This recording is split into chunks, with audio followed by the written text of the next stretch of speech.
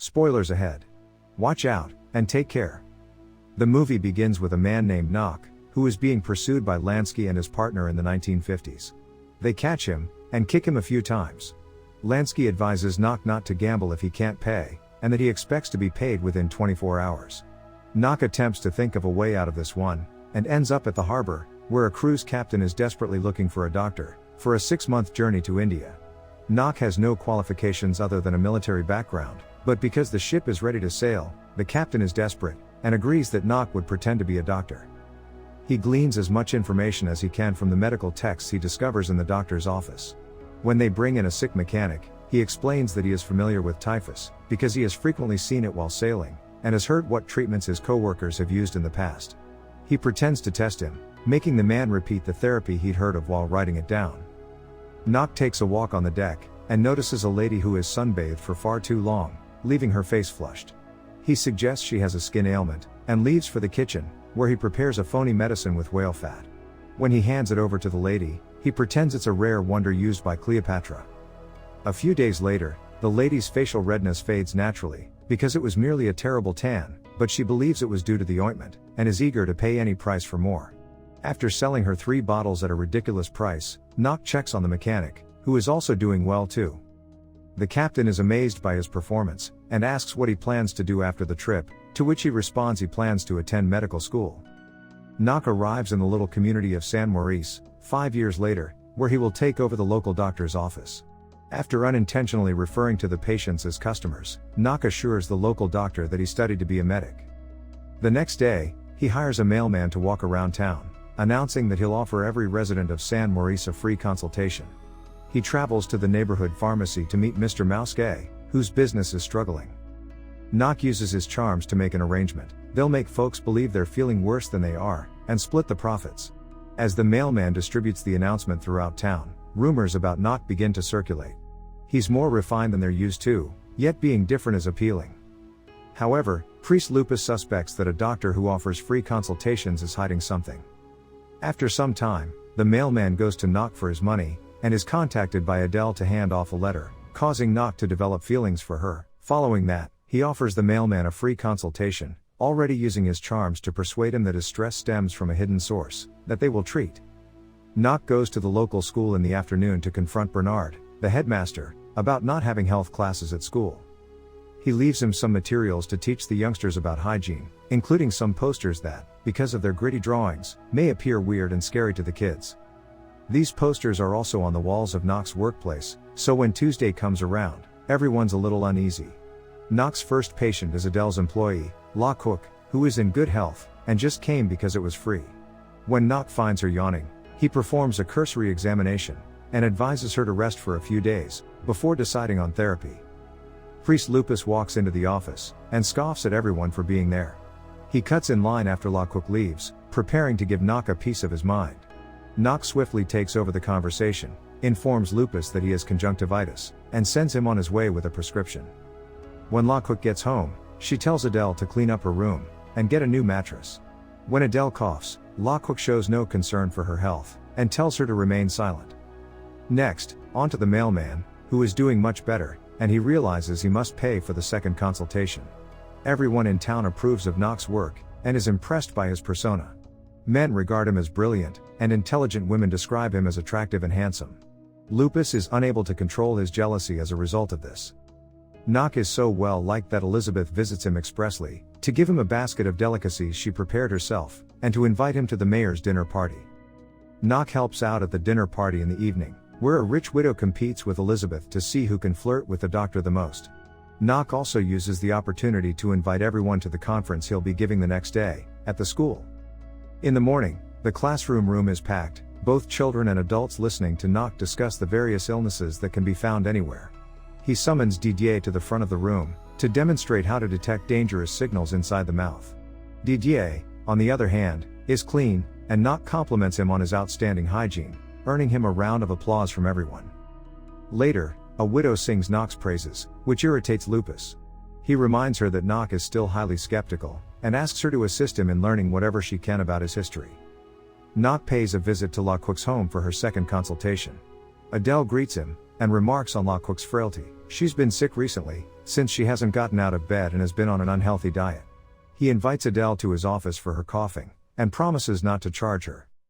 Following that, he offers La Cook an expensive treatment that she refuses to pay for. She tries to persuade him that she's alright by exercising, but this only makes her feel worse, prompting her to cave and pay him whatever he demands. Knock pays a visit to Mr. Mouskey a few days later for their monthly meeting. The pharmacy is doing much better now, and Mouskey is pleased with the money he's generating, but he's hesitant to risk it all when Knock mentions the possibility of doubling their revenues. Knock employs his charms once more, and delivers a speech about the two of them being the keepers of this town's health. Later, Knock is visited by the widow Pans, who comes to check on her health 4 times a week. He plays along with her flirting because of the money it will bring him. She also attempts to inquire about his past, but he only provides hazy replies, before dismissing her. His next patient is Elizabeth, who is determined to beat Pans, and gets naked to try to seduce Knock. Her attempts are futile though, as he rejects her, and asks her to go. Knock notices Adele shouting with her fiancé, and storming out of the building the night of the town's annual party, not knowing that a newly arrived stranger is also slipping in via the window. Lansky, from the beginning, has been traveling as a tramp, and turns out to be this stranger. Lupus discovers him stealing food, and attempts to get assistance, but Lansky grabs Lupus by the neck, and threatens to keep him in the church for a few days. Back to Knock, he drives down the road, to give a ride to a lonely Adele. He chastises her for not wearing gloves and a scarf, but soon apologizes when she says she doesn't want to be punished. On the walk to her house, the two of them talk and bond, and she admits she split up with her fiancé. The next day, Adele arrives at Knock's, to seek assistance with La Cook's dog, Tom. Fortunately, Tom merely dislocated his shoulder, so Knock was able to rapidly realign it. While Tom is running around, Knock admits to being jealous of Adele's fiancé, so she invites him to dance with her right there, to the rhythm of the birds. Lansky subsequently encounters Knock around town, and remembers him, wondering what's up. Knock is there to pick up Mr. Mousequit for a new project at the local hotel, and Lansky witnesses everything. Some time later, Lansky tells Lupus he will remain another week, and then goes to Knock for the money, who is initially calm, and pays him twice what he owes him. This, however, is insufficient for Lansky, who begins demanding a large sum of money, in exchange for preserving his secret. Later, when Adele fails to appear for her meeting with Knock, he goes to La Cook's house. La Cook asks him for a new prescription, and admits that Adele has been sick in bed for 4 days. Knock rushes to check on Adele, and becomes concerned when he sees her condition, prompting him to send her to the city hospital for some testing. He gives her a scarf and a pair of gloves as gift. Unfortunately, when he receives the test results a few days later, they are discouraging. Adele is suffering from TB. He contacts a buddy at a specialty facility, and requests treatment for her. He promises to pay for it, and asks his friend to keep it a secret. Later, he goes to the bar, and everyone falls silent as Lupus remarks that more people are sick now than ever before. The bartender apologizes, pointing out that Lupus is simply angry, because hardly anyone goes to church anymore. People are more focused on their health, but Knock seems unconcerned. He then drives Adele to the bus station. Meanwhile, Elizabeth, who is nearby, notices them kissing. She runs to the church, angry, to seek confession. She tells Lupus an exaggerated version of what she saw, and how it affected her. She also lies about going naked to Knock's office, pretending he took advantage of her. Lansky senses Lupus' eagerness to obtain negative information on Knock, and after she departs, offers to tell Lupus certain details about Knock's past in exchange for money. When Knock goes to check on the hotel, which is being converted into the village's first clinic, he discovers Lansky is there, renting one of the final rooms available, and tracks him down. Knock offers him the money he requested, but Lansky requests more this time, an even larger sum. Meanwhile, Lupus visits the mayor to inform him that Knock exploited Elizabeth, and corrupted Adele into fleeing her beloved village. The mayor, on the other hand, points out that Adele was taken to a clinic, and that Elizabeth is constantly taking her clothes off for everyone, including the mayor himself. Some days later, Knock receives a letter from Adele, who is at ease in the clinic, and considers herself fortunate to have met him.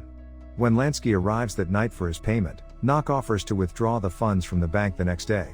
After that, Knock asks him for a whiskey toast, and Lansky accepts it, without realizing the doctor tampered with it. Lansky has such a bad case of diarrhea the next day, he sullies numerous of the hotel's floors and walls.